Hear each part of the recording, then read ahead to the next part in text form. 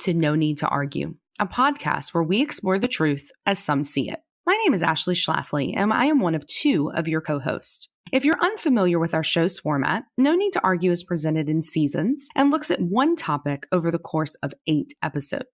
At No Need to Argue, we believe that knowledge stems from discussion, where the aim is not victory of one side, but progress in thought for all. This season, beginning with tonight's episode 1, we will be looking at the issue of drugs in America. Throughout this season, our hosts will tackle the issues drugs present, from addiction to recovery options, socially acceptable drugs, possible legalization, and the potential social impacts of drug convictions. Tonight, though, we're going to take the first step in our journey by introducing you to your host and explaining why this topic is being explored and why we are potentially uniquely suited to explore it with you. Again, my name is Ashley Schlafly, and some of you may be familiar with some of my other podcast work, mostly in the TV and film genres. I have the wonderful honor of being a co-host regularly at The Dana Buckler Show, as well as a guest host periodically on shows like Planetos Podcast, or most recent on One Headlight Podcast with the incomparable Drew Zamkin. But I would be remiss to go any further into this podcast without introducing you to my co-host. A newbie to the podcast world, I am very pleased to introduce my podcast host, Tom Schlafly, who will not just be my host this season, but also happens to be my husband. So Tom, why don't you introduce yourself to our listeners and tell them a little bit about why you wanted to join me in this podcasting hobby that I began about 1.5 years ago. Hi, my name is Tom, and I'm Ashley's husband and better half. And Ashley's done various podcasts for over 1 year now, and I'm interested in finally voicing my opinion on things that she's brought up. She is a very learned person, an academic, and I am not, but I think my opinions are just as valid, and I'm very happy to be able to espouse them here. You know, Tom, I think it's really interesting to hear you describe yourself in that way, because you are an incredibly learned person. But what's going to be, I think, really interesting for our listeners and myself this season is that oftentimes with this topic in particular, you are going to be the expert, because there is another way that you are used to introducing yourself. And do you want to go ahead and do that now? Sure. My name's Tom, and I'm a drug addict.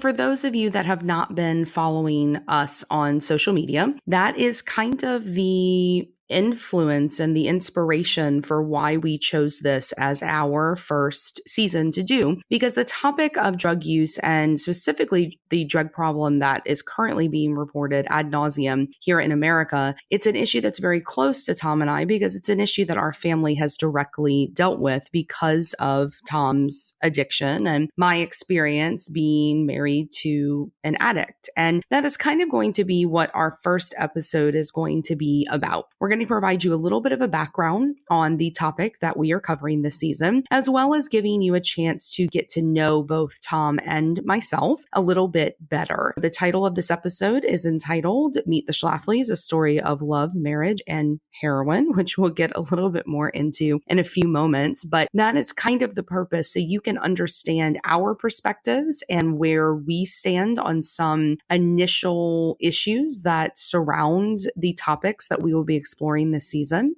And before we begin that, we want to provide a little bit of statistical background that will serve as a bit of an overview for this season. So at the end of 2018, the National Survey on Drug Use and Health released its statistics for the previous year. They reported that 19.7 million American adults were battling some form of a substance disorder, increasing to an estimated 22 million Americans as of this year. Of those using, 74% were classified as alcoholics and 38% as only using illicit drugs. Further, 1 out of every 8 adults were reported to abuse both alcohol and illicit drugs such as opioids, cocaine, and methamphetamine simultaneously. Now, the cost of these addictions is going to be measured in both economic and human casualties. It's estimated that in 2017, both drug abuse and addiction cost Americans a total of $750 billion annually, when mental and physical healthcare costs, loss of workplace productivity, and criminal-related expenses were combined. As for the human capital, the Centers for Disease Control reports that there were 70,237 deaths due to drug overdose in 2017, which was actually an increase of 9.6% from the year prior. Opioids and their synthetic partners, such as methadone, made up 67.8% of those overdose deaths, which we're going to actually explore in a future episode. But for now, with such sobering statistics, there are multiple news reports about drugs and those that use them. The problem for Tom and I, though, is that most of the time, the reports, well, they sound something like this. This is the new young face of fentanyl addiction, before and after. 22-year-old Katie Mather, forehead and chin clawed open by her own fingernails because the use of fentanyl makes her skin crawl. The word epidemic gets used a lot these days, but it may be the case that that word is not strong enough to describe this country's recent surge in opioid addiction. It really is an epidemic. I mean, I just showed you in the paper. I mean, every day, I mean, we have a family Bible that's filled. We went to 14 funerals of our son's friends in 1 year, 14, all from addiction. I don't know, they're just dropping like flies. It is a mirror to our darkest desires. Dirt cheap, plentiful, corrosive, cold-blooded, murderous. Yet it seduces with an irresistible siren song that promises warmth and comfort and numbness. It is the demon at the door, and it is everywhere. As you can see, the majority of the reporting being done is overblown, exaggerated, and generic. And those types of reports do a disservice to not only those that use, but the families that walk this path of addiction alongside the addicts they love.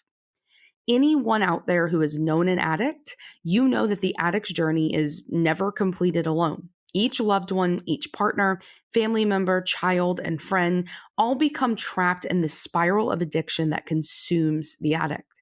They are the collateral damage, and they often pay as much of a price as the addict himself does. And that's kind of where we found ourselves when deciding on a topic for this first season. As an addict and one that loves one, we feel the need to explore the issues surrounding this epidemic that has become drug addiction in this country, from the angle of ourselves and others living these narratives that so many of these news stories are trying to write. And that brings us to our story. And so, Tom, I think we maybe should start with describing how we met. So do you want to talk a little bit about how we first came together? I met my wife in Mississippi. I have no idea how I ended up in Mississippi. I actually do know how I ended up in Mississippi. I got arrested by a Missouri highway patrol officer. Dogs found a lot of things that I had in there. So, I had to go to rehab. Luckily, my parents had the means to send me to a decent rehab in Mississippi.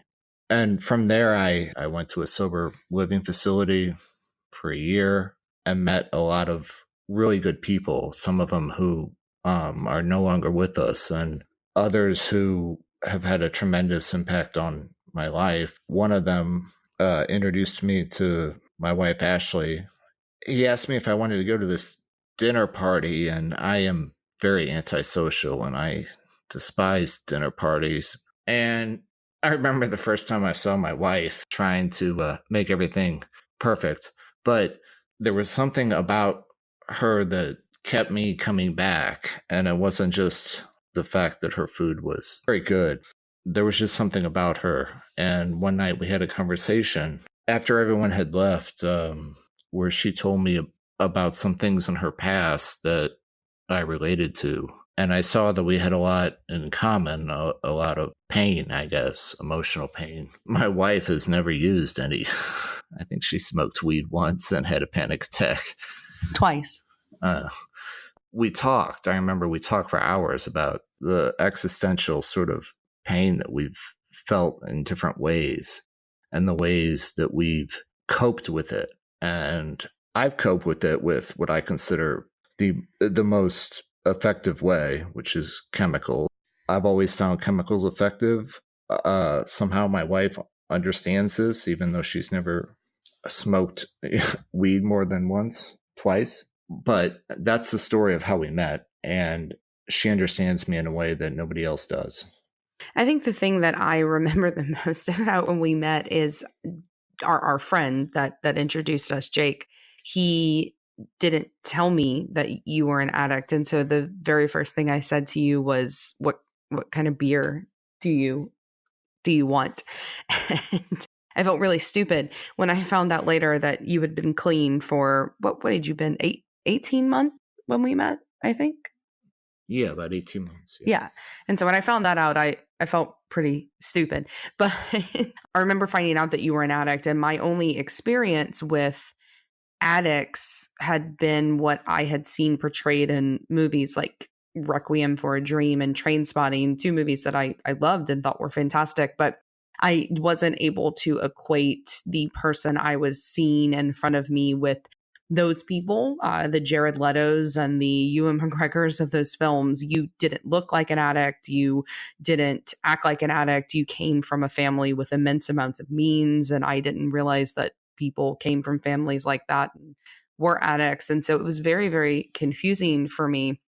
And I remember wondering what that was going to mean for our relationship. Because for me, as we've talked about at length, and I'm sure we'll get into, for me, when I found out you were an addict, but you were clean, for me, that meant that you were clean, like forever, like for real clean.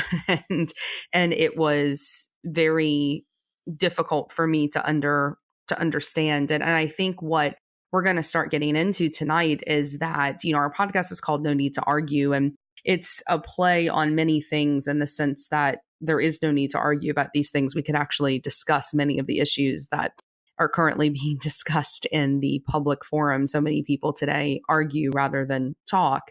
And you and I are believers in that. And the other thing is a play on our own relationship, that we are two completely opposite people in so many ways. And that leads us to disagree on a lot of things. And one of those is drugs. Tom made fun of me just a second ago about, only smoking weed twice and having a panic attack both times, not just one time. But I am also that person who has such a severe anxiety disorder that I have driven myself to an emergency room. Do you remember when I drove myself to the emergency room? We've been dating like 6 months because I thought you had overdosed me on Vicodin after I had that surgical procedure. Tom gave me an extra Vicodin because I was still in pain, and I induced vomiting on my own and then drove myself because I thought I was really worried I was going to need my stomach pumped. That's how panicked I am about chemicals. Chemicals make me very nervous, and they make me feel out of my body. And I am such a control freak and so full of anxiety that I hate not being in control. And so, as we're going to see, it's all of Tom's therapists and all the rehabs he's been to, where I've gone to family weeks and all. They're always so surprised that when I walk in the door and they meet me, because I am so different than you about substances.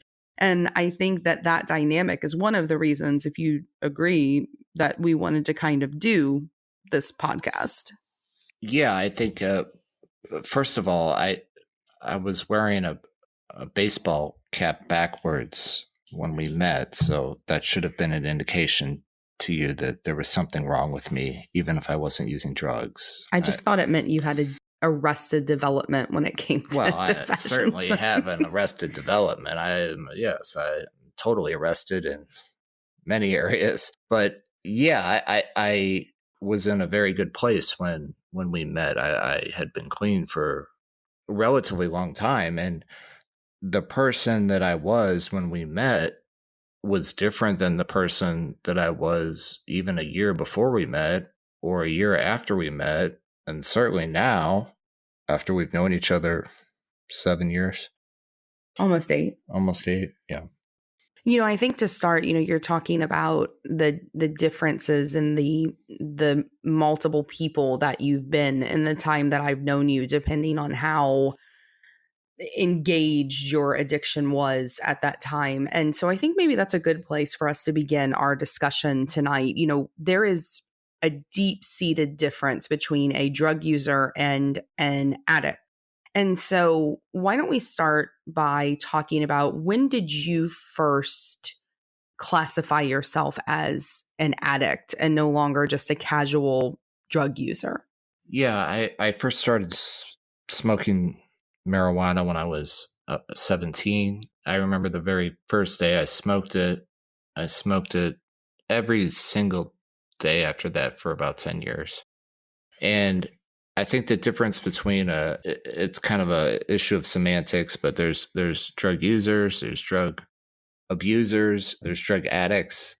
For somebody like me, a drug addict is somebody that uses something holistically, and I use that word ironically, to fill something inside them that they are missing. There's a piece of them that's missing. And for those of us who are drug addicts, we find that piece in chemicals, and we know that they're very destructive. They cause a lot of pain, but it's very different than somebody who's in a fraternity who drinks on weekends, or somebody who does drugs occasionally.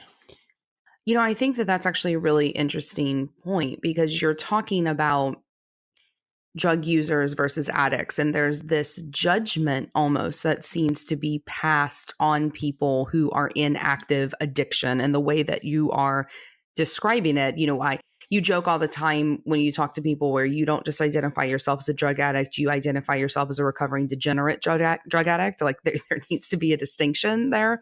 And I think that degenerate state is something that a lot of people prejudge addicts, and they don't see what you're talking about, the holes that are existing in those addicts. And so that brings me kind of to a follow-up question to that, which is I have personally seen you be judged by members in societies, particularly people in the medical community, when they find out that you are an addict. I'll share a brief anecdote. I remember that one time when I had just found out that you had relapsed for the first time since we had been together, and you had that. I mean, I know it wasn't an abscess, but it was the start of an abscess in your arm from where you had been using, because heroin has always been your drug of choice. And so we went to the hospital, and they were so cruel to you when they realized that you were an addict. They wouldn't really treat you with the fairness that they would have treated anybody off the street. And I had to, step in and get really, really, really nasty with them for them to treat you. So I guess I want to kind of talk about, do you think that the way that society judges and treats people when they make that transition from user to addict, is that a fair treatment? Why or why not? Yeah, I've had a lot of negative experiences with the medical community with regards to my addiction, and the best option I've ever come up with is simply to lie, because I don't think I will ever be able to get a life insurance policy if I told people what I've actually done. But like Ashley said, there's been many times where there's such a stigma when you try and go get health care and you're treated less than a human person. And that's what makes me not want to seek health care. And it's not affordable or available to people. I'm lucky enough that I had the means to get treatment. Many people don't. Besides that, I just think that the medical community doesn't understand the full ramifications psychologically, physiologically, emotionally, all these things that are related to addiction. I remember that doctor Ashley was talking about. I mean, all he saw was a junkie, and that's, I'm more than a junkie. Yeah, I think that what's interesting is that you were a junkie at the time, but it was more than that. They treated you like you were disgusting, like you were filth, like you were this total pariah. And I've heard you a lot of times liken the condition that you experienced to other terminal illnesses, because in many ways you feel like addiction is a terminal illness, that it eventually ends in a terminal way. Either you die when you are clean, or the addiction itself eventually consumes you, that the addiction never goes away, that the recovery is ongoing.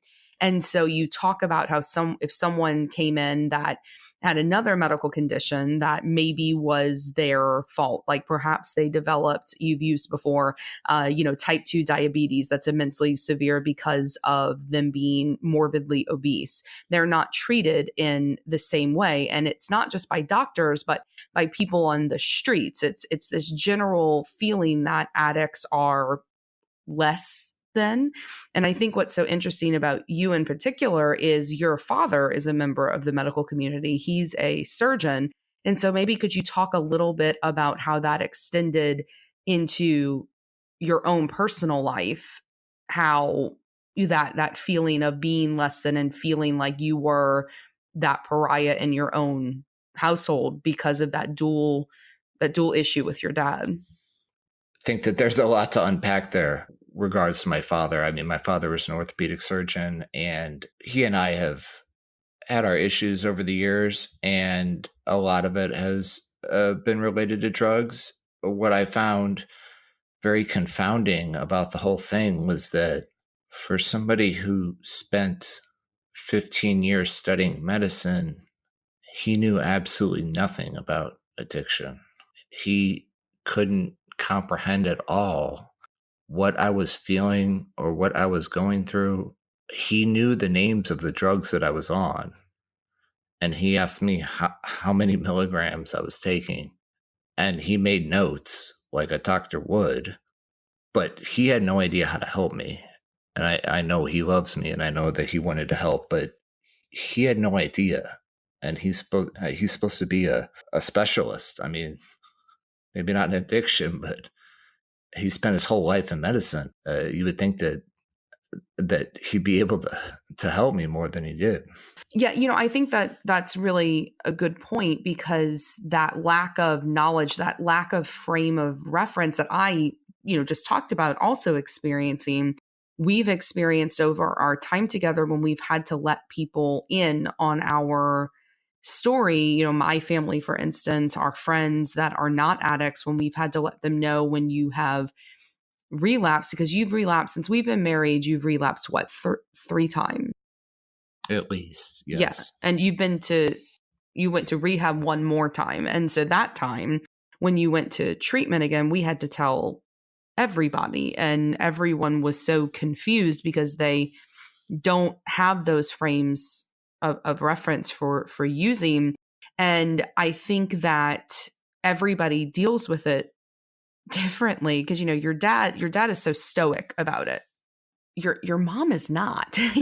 Your mom kind of is totally on the other end of the spectrum and threw herself into 12-step programs. And I'll always have that memory of her flying here to Houston the night before you went to rehab, and her making you stand by that old tree in the courtyard, and her whipping the bad spirits of addiction away from you while looking like she was having a seizure, and you being so fucking high, and her whipping her arms all around you and pouring that water out on that tree. And our neighbors across the courtyard thought we were fucking nuts. Yeah, I remember that night. I don't think I was that high. I wish I was higher that night going to rehab. But I remember asking my mother, like, maybe they need to put you in this insane asylum rather than me. Well, and your mother perhaps could be another season on this podcast, both of our families in general. But luckily, neither of them will be listening because it makes them too uncomfortable. So I hope my mother never hears this. No. I don't think your mom knows how to work her iPhone enough to pull up a podcast app. But that being said, I think you said something that we need to touch on a little bit, which is you said that the addict is someone who, and I'm paraphrasing here, but the addict is someone who fills a hole, uses a chemical to fill a hole. And you mentioned when you were talking about when we first met about how we both had a lot of pain, I have learned over the years that one thing that every addict has in common is that they hate themselves. They have immense amounts of self-loathing. And that is something that, while I have never filled with chemicals, I connected with you on, because I have so much self-hatred when that manifested in a very severe eating disorder for me that lasted from my teens into my early 20s that consumed my life, which in and of itself is a type of addiction. But, I understand that self-loathing. And I was wondering if maybe you could talk a little bit about that and about kind of the concept of dual diagnoses with addicts. Yeah. So I've been in rehab twice now, and it seems like everybody has some sort of dual diagnosis. I think that really we wouldn't use drugs if it wasn't fundamentally wrong with us otherwise. We're trying to fill something that's, depression, anxiety, whatever it may be. What I remember about meeting you is that you expressed to me a sense of self-loathing that you felt, and I just understood that on a fundamental level. And yours didn't have to do with drugs, but to me it didn't matter because self-loathing is self-loathing. Right. And, and that self loathing for you manifests itself in the major depressive disorder that, that you should have been diagnosed with in your teens. You weren't, but you should have been. And that not being treated eventually became, addiction. And, we've talked a lot kind of in this like blase way about, you relapsing. And I think you would agree that we make a lot of our friends and family uncomfortable because we talk about it like I talk about getting a migraine headache, like, oh, Tom used heroin again. And it's obviously a very big deal, but the thing that I think is important to note is that you have never, correct me if I'm wrong, but you have never relapsed without having a relapse in your depressive disorder as well, like your medication stopped working or you were not able to obtain the medication, and it always coincides with that.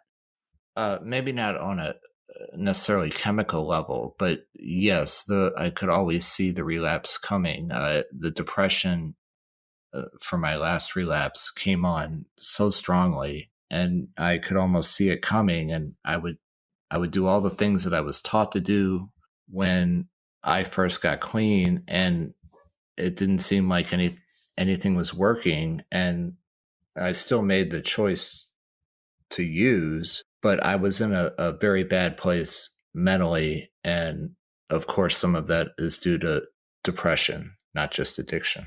So let's talk about the drugs, right? Because I think one of the things that non-addicts have the most trouble understanding is why you want to keep using these drugs. And I'm from New Orleans. I can drink. Anybody under the table. Well, not so much anymore, but I used to be able to drink anybody under the table. And I believe in that kind of socially acceptable drug, right? So people get alcohol, but you put needles in your arms and you smoke things out of glass pipes like in The Wire. And so, I remember once you explaining to me that heroin was like a warm bath, and I totally didn't understand that. And so let's talk about the drugs. Why do you use them? I remember the first time I used opiates, and I just remember feeling that I was loved. And I guess I know my parents loved me, but I had never felt a feeling of complete acceptance, bliss, carefree attitude before.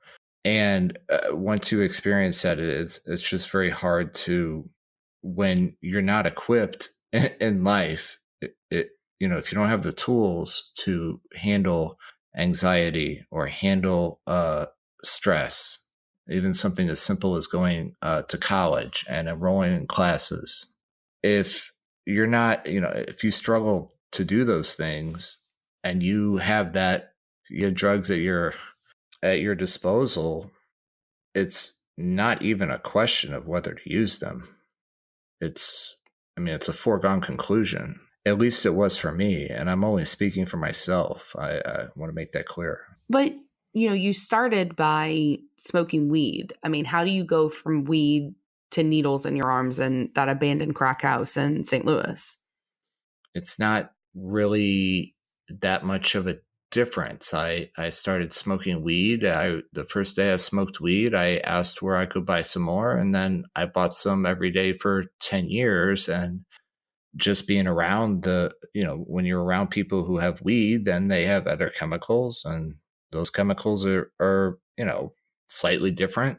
They still are filling a hole that you're trying to fill. So the actual chemical really doesn't mean very much to me at all. It really bothers me when there's such a stigma around heroin and methamphetamine when pharmaceutical companies have been pushing Oxycontin and fentanyl for years now. I mean, to me, it's the same exact thing. Okay.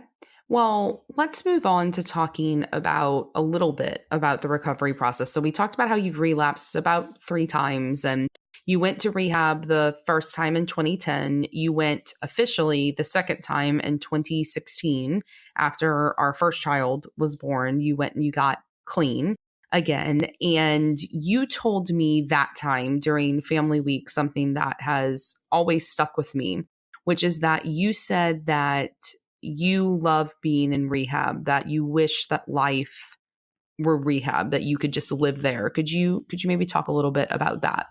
Yeah, I love rehab. I wish I could live there. Everything is very regimented.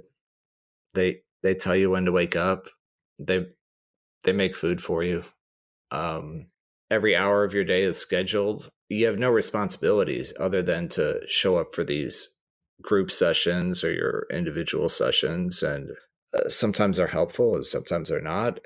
But either way, you're in a totally different world for the most part, separate from drugs. Obviously, drugs, make their way in there, but you have no responsibility other than to not use drugs. And to me, in my life, that's been the hardest thing for me to do, is to not use drugs. So for me to be in a place where it's very, very hard to use drugs and everything is, very regimented, it's a place of great peace for me. Except the last time I went, of course, my son was just, he wasn't even 6 months old, and it was so hard to be away from him.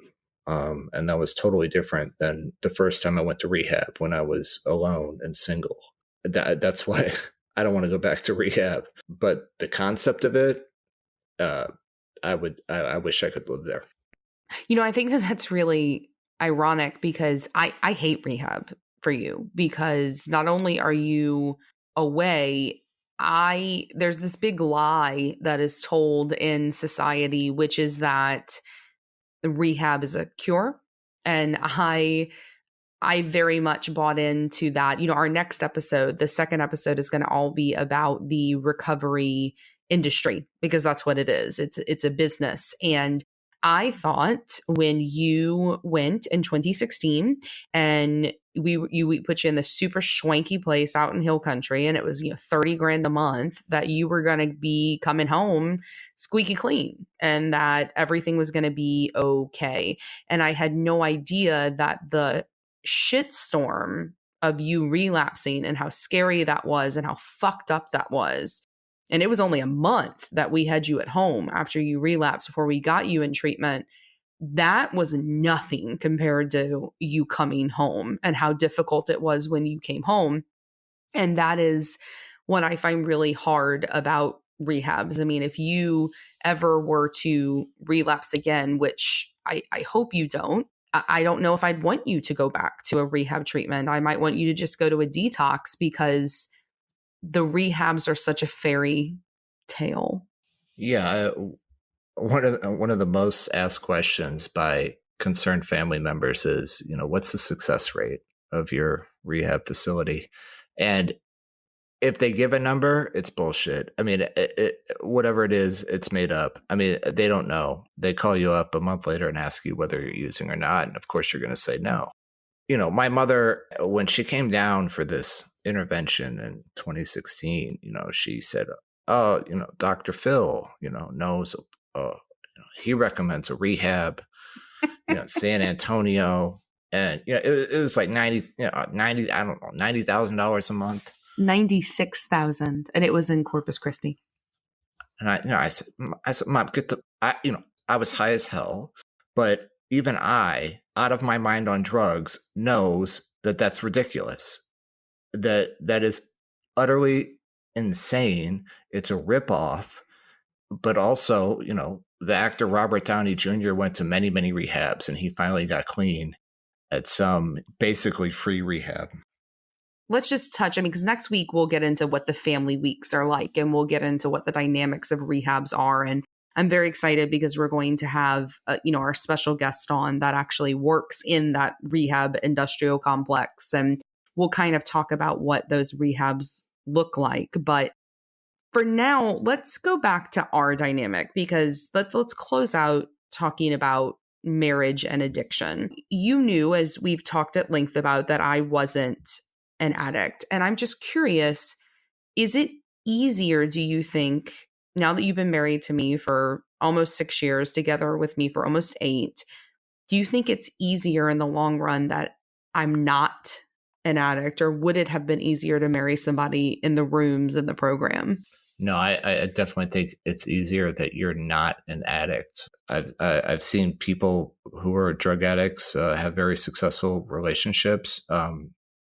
Most of the time, in my opinion, they don't tend to work out. And I think that if for a drug addict to find happiness in a marriage, like I have, they have to find somebody who can understand self-loathing, but also are not prone to the same compulsions that I am.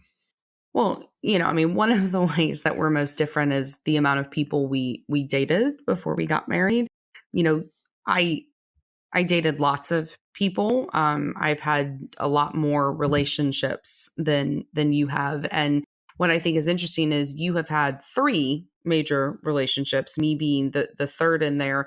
Your only experience before me were people who were either using, that you actively used with, or people in the programs. And I've just always found that, interesting. And we've watched a lot of marriages, relationships, partnerships, whatever, fail as a result of addiction. And, you talked to me once about how the night before our wedding in 2014, that you were terrified because you wanted to marry me, but you were pretty confident that you were going to ruin my life. And so you were terrified to wake up the next day and marry me for that reason, because you didn't want to ruin my life, because you assumed that you were going to relapse again. And so I want to talk a little bit about that. But before we do, I pulled these statistics, and I just thought this would give us some, just some kind of a cornerstone for this last part of our conversation.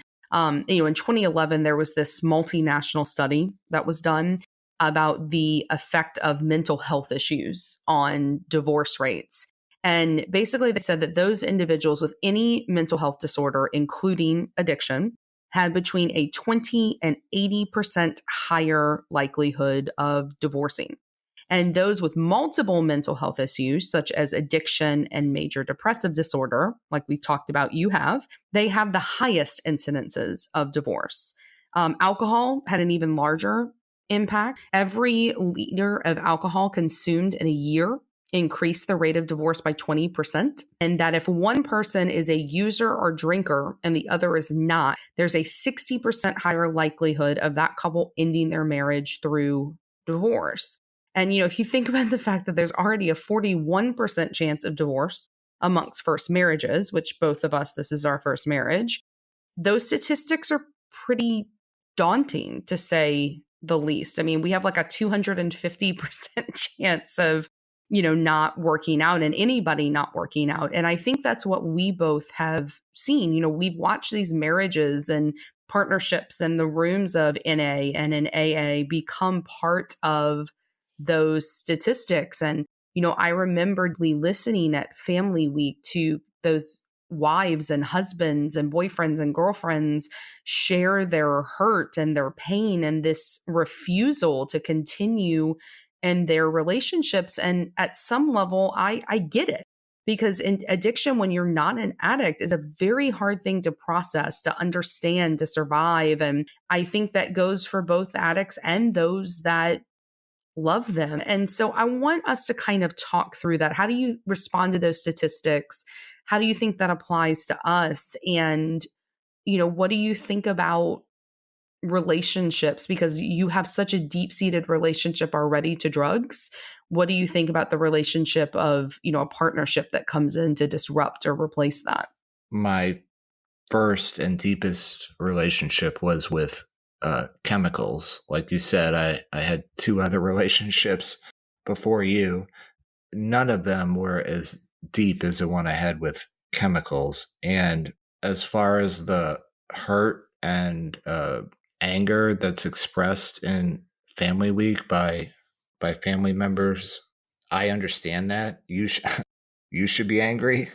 I Anybody should be angry at some of the things we do, and it's really hard to explain sometimes why we do it.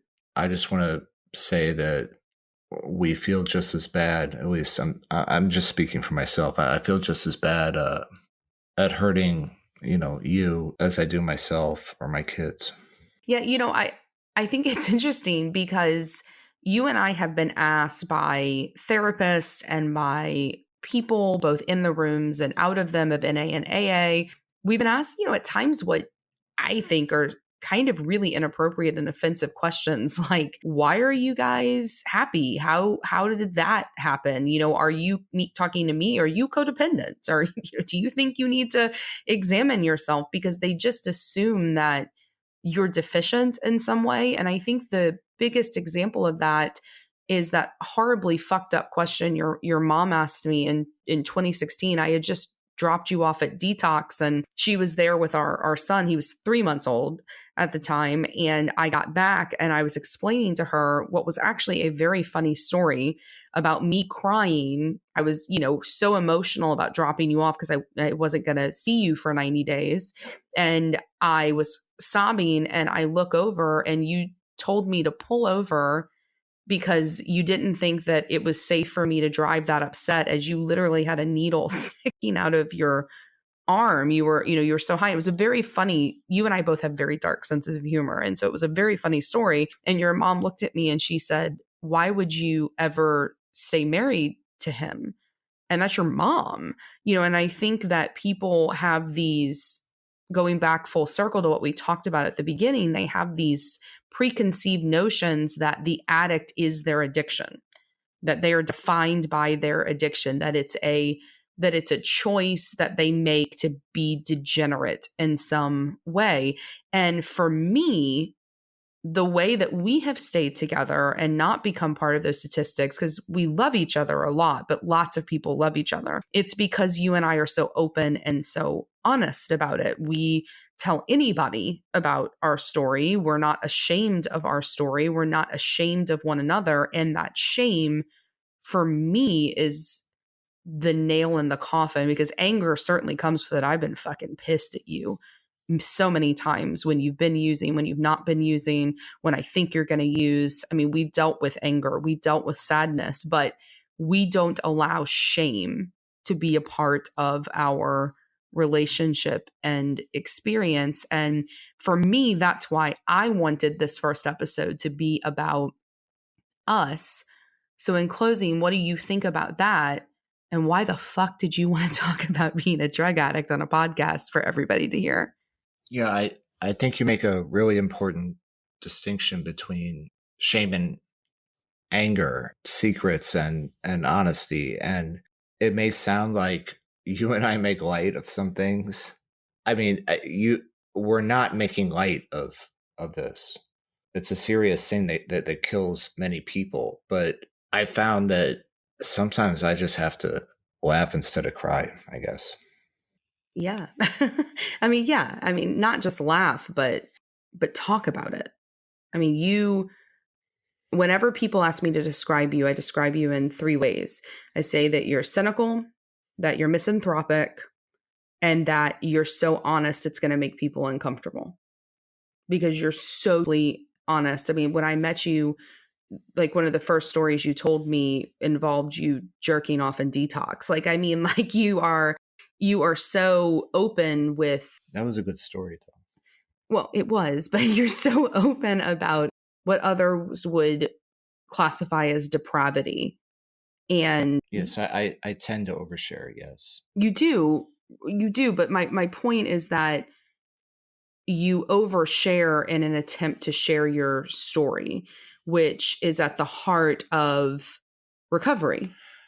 Yes, when I don't feel like I can be my authentic self, I feel like I'm hiding a version of myself, and that person is, I don't like that person. The more I can express that fucked up person, the easier it is for me to be honest with people, the easier it is for me to be happy. The easier it is for me to find joy in things like my family and my children, and accepting my flaws as a perfectionist, as most addicts are, is very hard to do, but it is incredibly freeing when you can talk about jerking off in a detox facility. Yeah. And I mean, it doesn't just give you the ability to find joy, but it also, wouldn't you agree, is how you better stay clean. I think it's the only way to stay clean. Yeah, definitely. So those of you using, start a podcast from Tom Schlafly. Well, anything else that you would like to add to our initial conversation? Don't use drugs. I think you missed that dare day. Did you have that in St. Louis? No, I was homeschooled. Oh my, that's why you That's use why drugs. I'm a drug addict. We missed DARE. Right. We didn't have DARE at homeschool. If you had Red Ribbon Week, this wouldn't have been a fucking problem. Thanks. What was it? It was Red Ribbon Week, and was it McGruff? Was McGruff part of the drug thing too? No. You wouldn't know. Why the fuck am I asking you? It was a crime dog. Right, but was he crime related to drugs? I can't remember. No, I think it was just crime. Well, Tom, thank you. I'm sure everybody appreciates your honesty as they say in the rooms. Thank you for sharing. Mm-hmm. So that is going to bring us to the close of our first episode of this season of No Need to Argue. We are so excited to begin this discussion with you all, and we ask that you follow us on Twitter at No Need Pod and begin to have a discussion with us about the topics we're covering. We would love to hear your own stories, your own personal narratives, or your own opinions about anything that we are going to be exploring together. Next week, the title of our episode is Grant Me the Serenity to Accept That Recovery Seems Improbable. And we are going to be exploring the recovery industry, looking at the options that are available to addicts, from 12-step programs to non-12-step programs, detoxes, and rehabs. Oh my. And as we begin to get into that conversation, we are going to again be joined by a special guest that actually works in the recovery field. And we're really looking forward to getting their perspective on what happens in drug treatment centers today, from the cost, whether you can attend certain treatment centers based off of your own means, and what actually happens when you go in and what happens when you come out. Until next time, we ask that you please follow us on iTunes, that you subscribe to our podcast. Please leave us a review. It is how we are going to help our podcast grow, how we're going to get our message out there. We would really appreciate it. And we appreciate you joining us today. For my co-host, Tom Schlafly, and myself, Ashley Schlafly, we look forward to discussing with you next time on No Need to Argue.